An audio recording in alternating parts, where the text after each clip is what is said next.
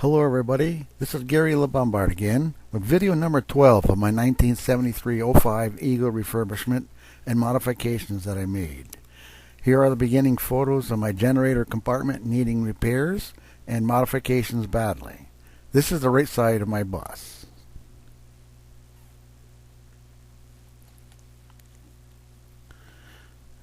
Before any repairs are thought of, I have to evaluate how bad my bus generator compartment needs rebuilding, and start to think of how to modify the house as my Onan 7.5 diesel generator.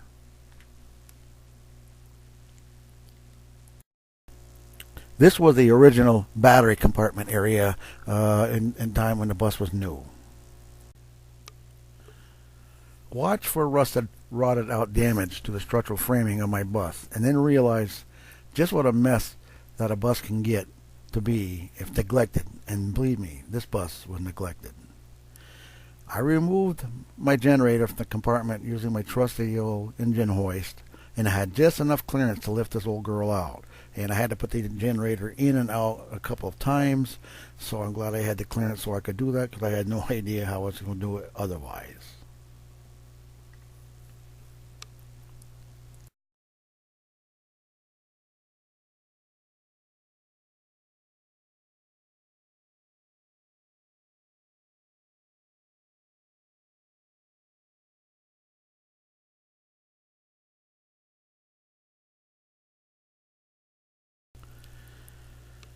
It did not take very long after removing the generator that I seen everything I suspected, and am getting tired of.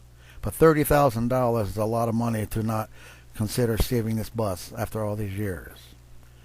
The generator decking even was beginning to rust completely out, and after removing the generator, I decided to also modify and beef up my A-frame, which supported the entire engine frame. Now take a gander at the piece of metal on the right hand side of the photo, and then look at what is hidden behind that piece of metal after it's removed. You think I made the right decision to repair this part of my bus too? Now look at the structural framing that supports my drive wheel torque elastic suspension. Talk about rotted out is not exactly the words I can now think of. Take a look right there. This is horrible. Now that's right after I cleaned it up. And with a screwdriver, I removed all the rust possible, and you can see just how bad she really was. Some of these photos you may have seen before, because we have videos of the drive wheel repairs, and so some of the photos, because both areas are connected to both my generator and the drive wheel area, that you've seen these pictures. But anyway, here. Watch this. This is rust that was completely taken out of one of the pieces of tubing that I cut off the bus. It just goes on and on and on.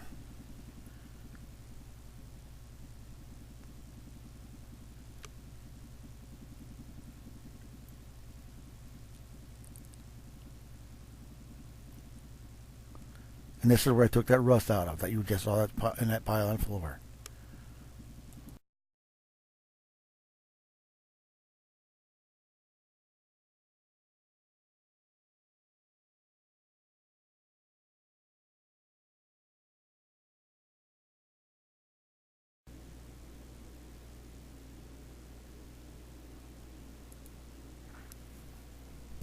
Just about every piece of tubing and framing seen in these photos had to be replaced, and was.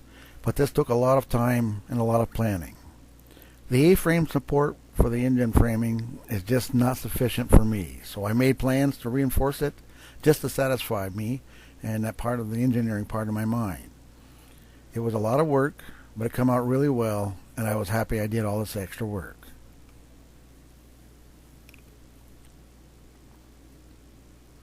Look how nice and beefed up it looks now.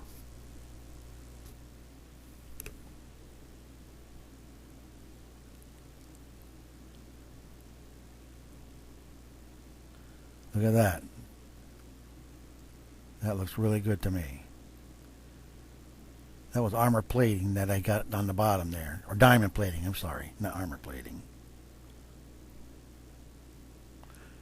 But you will see I had to replace the whole right hand side of the bus just about.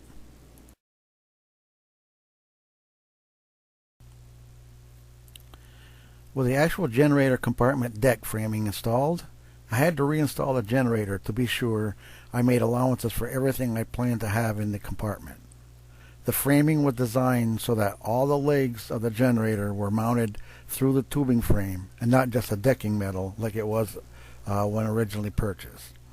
When this was done, finishing reinforcing the framing completely was now done.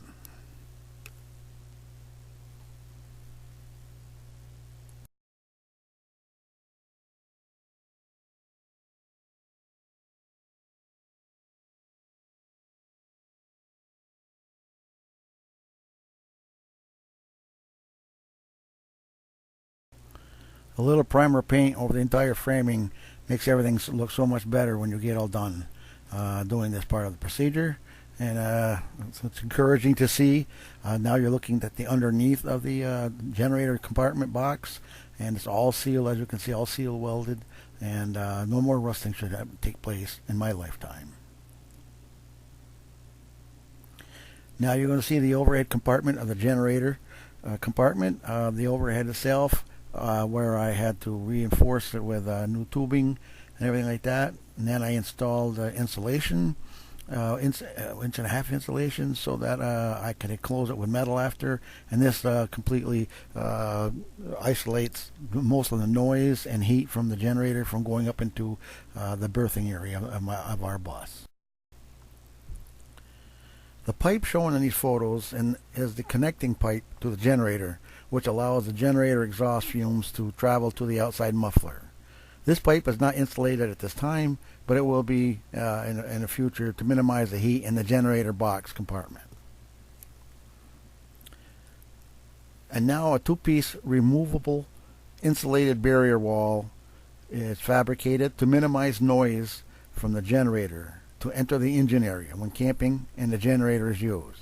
This would also minimize noise going up into the to the cabin bedroom. And as you can see, this is how it was fabricated. It's completely removable, as I said, insulated as well.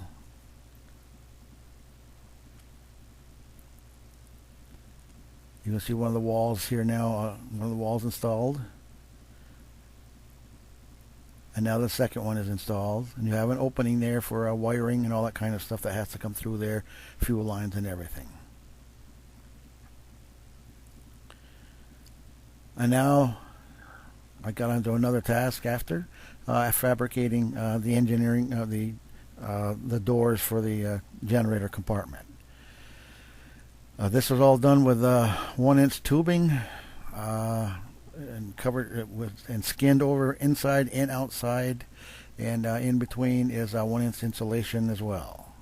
And again, this is to minimize noise when you're sitting outside, when the generator might be running or something for some reason, if you're dry camping and that kind of stuff. Now here's the photos where I was making the louvered door, which is on the right hand side of the generator compartment. This allows air to be pulled inward. Air goes through the generator and then goes out the back end of the generator compartment itself.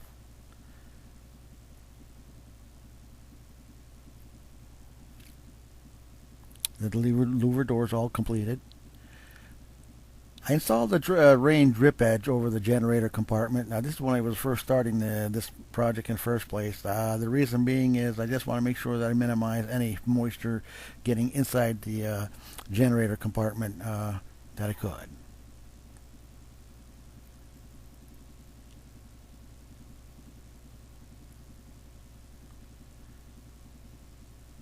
Sheet metal is being installed over the top of the generator doors.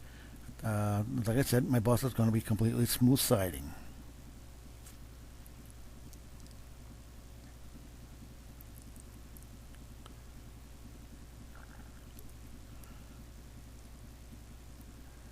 And here I'm fabricating the opening for the door latch device.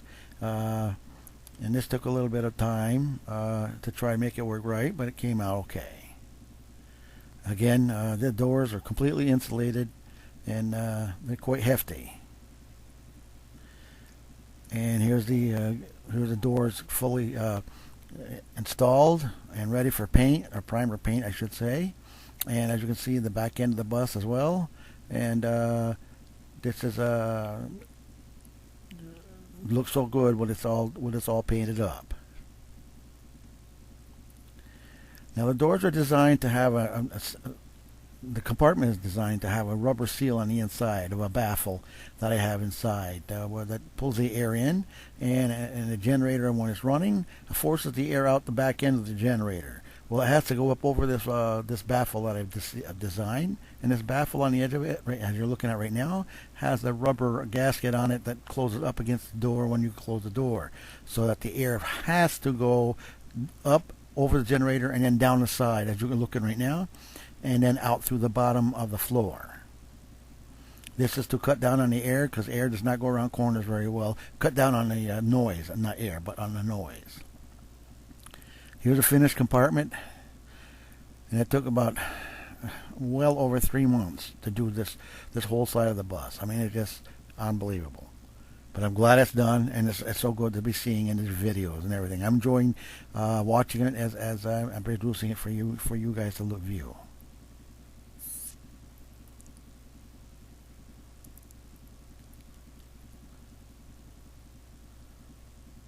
Now this is the end of this video number 12, and I thank everybody for viewing, and I will have more information coming, of course, and I hope that that it's all going to be useful to you in the long run. Thank you for viewing again.